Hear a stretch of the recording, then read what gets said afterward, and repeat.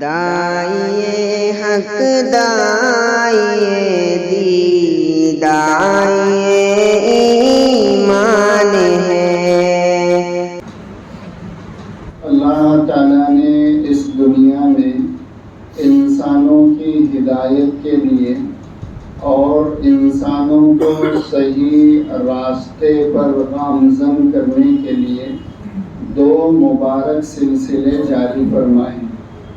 ایک سلسلہ ہے کتاب اللہ کا، یعنی اللہ تعالیٰ کی کتابوں کا، اور دوسرا سلسلہ ہے رجال اللہ، یعنی اہل اللہ اور بزرگان دین کا۔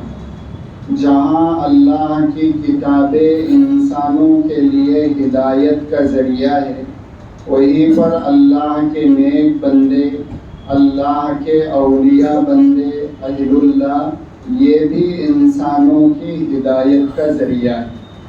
تو یہ دو مبارک سلسلے اللہ تعالیٰ نے جاری فرمائے، توریت، زبور، انجیل، اور آخر میں اللہ تعالیٰ نے قرآن کریم کو جب نازل فرمایا تو قرآن کا نزول انسانوں کی ہدایت کے لیے ہوا ہے۔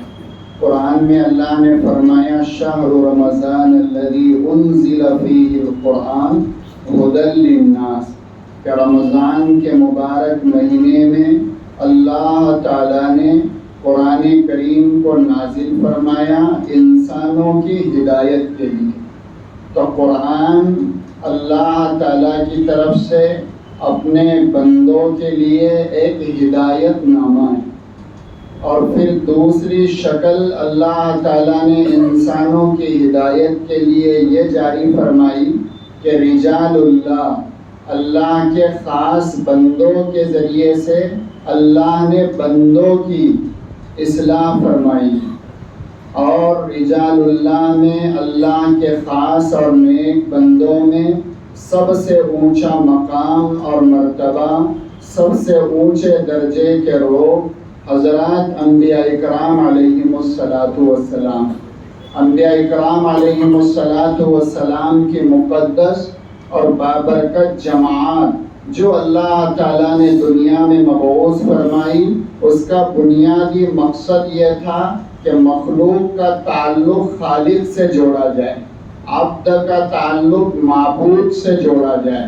تو انسانوں کا تعلق اپنے رب سے جوڑنے کے لیے انسانوں کو اللہ کا صحیح پیغام، اللہ کی صحیح معرفت، اللہ کی ربوبیت، اللہ کی بادشاہت سمجھانے کے لیے اللہ تعالیٰ نے نبیوں کا سلسلہ جاری فرمایا۔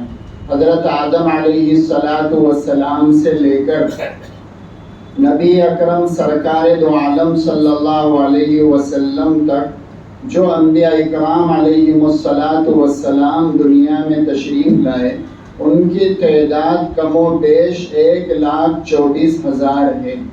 سب سے پہلے دنیا میں تشریف لائے حضرت آدم علیہ السلام، وہ دنیا کے سب سے پہلے انسان بھی ہے، دنیا کے سب سے پہلے نبی اور رسول بھی۔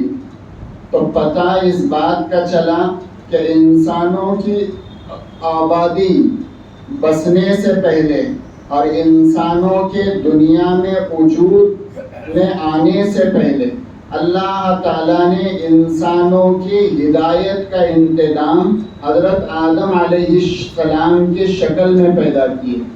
کبھی ایسا نہیں ہوا کہ آبادی بس گئی، لوگ دنیا میں آباد ہو گئے، رہبری رہنمائی کرنے والا بعد میں آئے، بلکہ آبادی بعد میں بسی، انسانوں کی رہبری کرنے والا نبی اللہ نے پہلے دنیا میں مبعوث فرمائے۔ انبیاء اکرام علیہم السلام جو دنیا میں تشریف لائے، تمام انبیاء کا دین ایک ہی تھا، اور وہ ہے دین اسلام۔ حضرت آدم سے لے کر حضور صلی اللہ علیہ وسلم تک جتنے انبیاء دنیا میں تشریف لائے، تمام انبیاء کا دین ایک ہی تھا، اور وہ دین اسلام تھا۔ فرق صرف اتنا ہے کہ دین اسلام کا آغاز ہوا حضرت آدم علیہ السلام سے، اور دین اسلام کامل اور مکمل ہوا محمد رسول اللہ صلی اللہ علیہ وسلم پر۔ تو انبیاء کا دین ایک ہی تھا، لیکن انبیاء کی شریعتیں الگ الگ تھیں۔ حضرت موسیٰ علیہ السلام کی شریعت الگ، حضرت نبی کریم صلی اللہ علیہ وسلم کی شریعت الگ، اور دیگر انبیاء کرام علیہ السلام کو اللہ تعالیٰ نے شریعتیں الگ الگ دی تھی، لیکن دین سب کا ایک تھا۔ جیسے حضرت آدم علیہ السلام کا دین دین اسلام ہے، لیکن ان کی شریعت میں سگے بھائی بہن کا نکاح جائز تھا، کہ سگے بھائی بہن آپس میں نکاح کرنا چاہے تو حضرت آدم علیہ السلام کی شریعت میں جائز تھا۔ آخری شریعت میں سگے بھائی بہن کا نکاح نہیں ہو سکتا۔ ایسے ہی حضرت ابراہیم علیہ السلام کی شریعت میں دو سگی بہنوں کو ایک آدمی اپنے نکاح میں بیویاں بنا کے رکھنا چاہے تو رکھ سکتا تھا، لیکن آخری شریعت میں دو سگی بہنوں سے نکاح کرنا حرام اور ناجائز۔ تو شریعت میں فرق رہا ہے، دین میں کوئی فرق نہیں رہا۔ تمام انبیاء کرام علیہ السلام کا دین ایک رہا، اور جب تک دنیا قائم رہے گی، قیامت تک، جب تک قیامت کا سورج طلوع نہیں ہوگا، اس وقت تک دین اسلام ہی دنیا کے اندر باقی رہے گا۔ اور یہ دین کو اللہ تعالیٰ اس لیے باقی رکھے گا کہ یہ دین کامل ہے، مکمل ہے۔ دین کامل ہے، مکمل ہے۔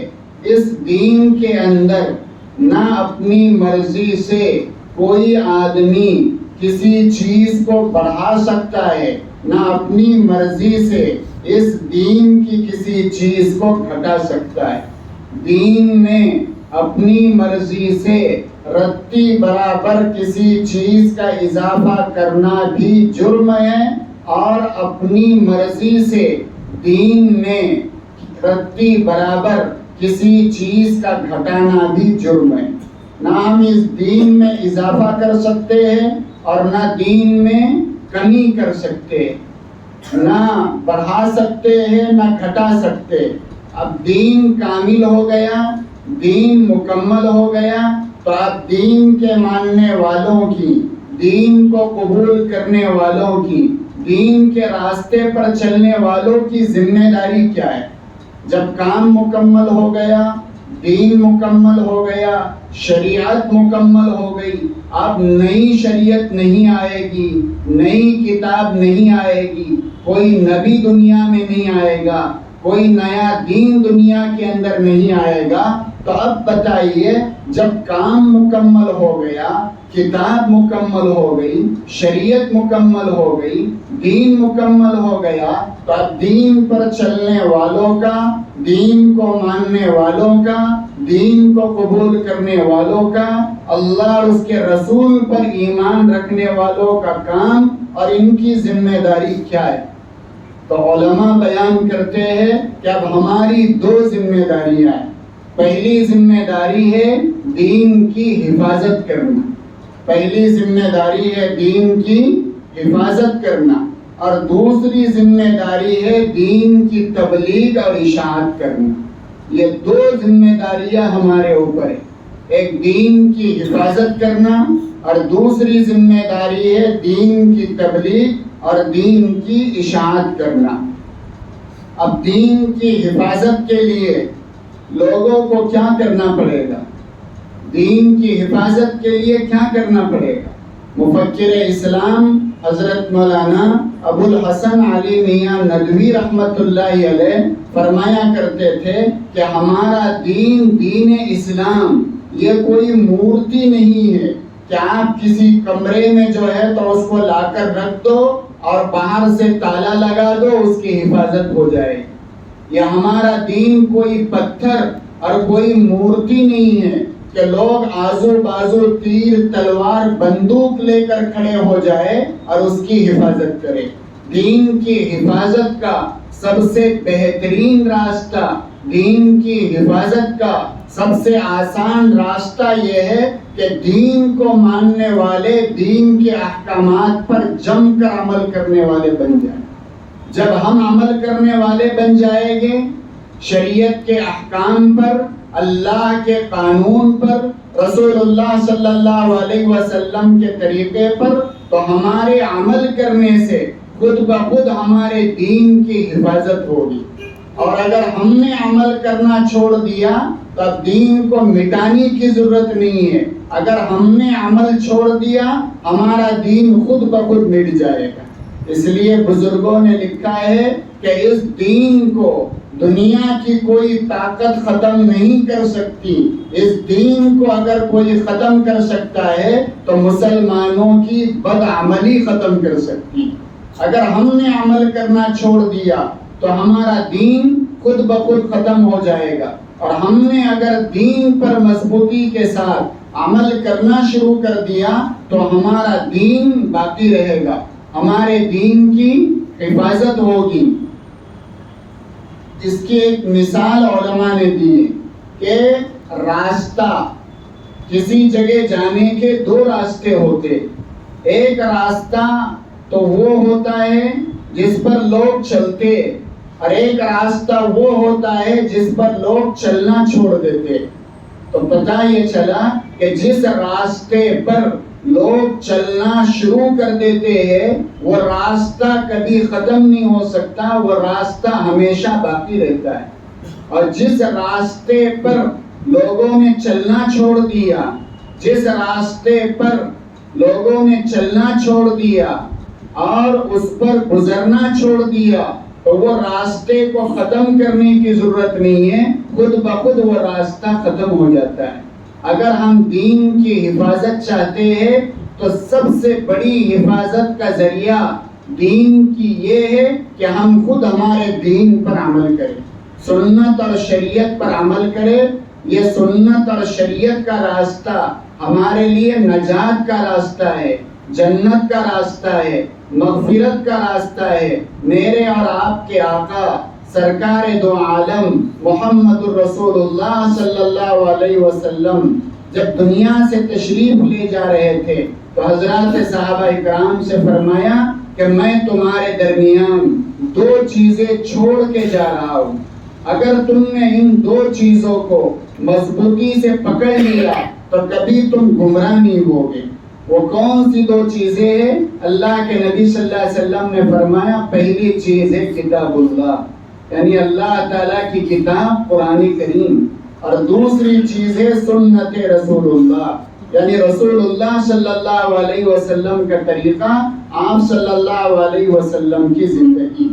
یہ دو مضبوط عمل اگر ہمارے زندگی میں رہیں گے اور ان دو چیزوں کو اگر ہم مضبوطی کے ساتھ پکڑے رہوں گے تو انشاءاللہ کبھی گمراہ نہیں ہوگے اور کبھی ہدایت کے راستے سے ضلالت والے راستے پر نہیں پڑیں گے۔ آج کا یہ دور فتنوں کا دور ہے، آج کا یہ دور آزمائش کا دور ہے۔ اس آزمائش کے دور میں، ان فتنوں کے دور میں اپنے ایمان کی، اپنے عقیدے کی اور اپنے دین کی حفاظت کرنا ہر مسلمان کی ذمہ داری ہے۔ اللہ کے نبی نے فرمایا تھا بادروا بالاعمال الصالحہ، اعمال صالحہ کے کرنے میں جلدی کرو۔ کیوں جلدی کرو؟ اللہ کے نبی نے فرمایا تھا یصبح مؤمنا ویمسی کافرا، یصبح مؤمنا ویمسی کافرا، ویمسی مؤمنا ویصبح کافرا۔ اور اس سے پہلے فرمایا کقطع اللیل المظلم، یعنی اعمال کے کرنے میں جلدی کرو، اندھیری رات کے ٹکڑوں کے مانند فتنے پیدا ہوگے۔ ان فتنوں کا اثر اہل ایمان پر کیا ہوگا؟ آدمی صبح نیند سے اٹھے گا تو وہ مومن اور مسلمان ہوگا، شام ہوتے ہوتے کافر ہو جائے گا، اور بعض کی حالت یہ ہوگی وہ رات میں جب بستر پر سونے کے لیے جائے گا ایمان کی حالت میں سوئے گا، لیکن جب نیند سے بیدار ہوگا اٹھے گا تو کفر کی حالت میں اٹھے گا۔ ایسے خطرناک حالات میں اگر ہم اپنے دین کی، اپنے ایمان کی، اپنے عقیدے کی حفاظت کرنا چاہتے ہیں، اس کے لیے صرف ایک ہی راستہ ہے کہ ہم مسجدوں سے جڑیں، مدارس سے جڑیں، اللہ والوں سے اپنا تعلق قائم کریں، اپنے گھر کے اندر دینی ماحول بنائیں اور دین کے راستے پر مضبوطی کے ساتھ چلنا شروع کریں۔ اللہ ہمارے دین، ایمان اور عقیدے کی حفاظت فرمائے گا۔ آج ہمارے درمیان صوبہ گجرات کے معروف مقبول عالم دین حضرت مولانا محمد قمرالزمان صاحب الہ آبادی دامت برکاتہم علینا کے بافیض خلیفہ و مجاز حضرت مولانا عنایت اللہ صاحب کروی دامت برکاتہم تشریف فرمائے۔ انشاءاللہ حضرت مولانا کا ہم سب کے درمیان اصلاحی ایمان افروز بیان ہوگا۔ بیان کے بعد انشاءاللہ ذکر، مراقبے اور دعا کی مجلس ہوگی۔ آپ تمام حضرات پورے دھیان، توجہ کے ساتھ، عمل کی نیت سے حضرت کی باتوں کو سماعت کرنے کی کوشش کریں۔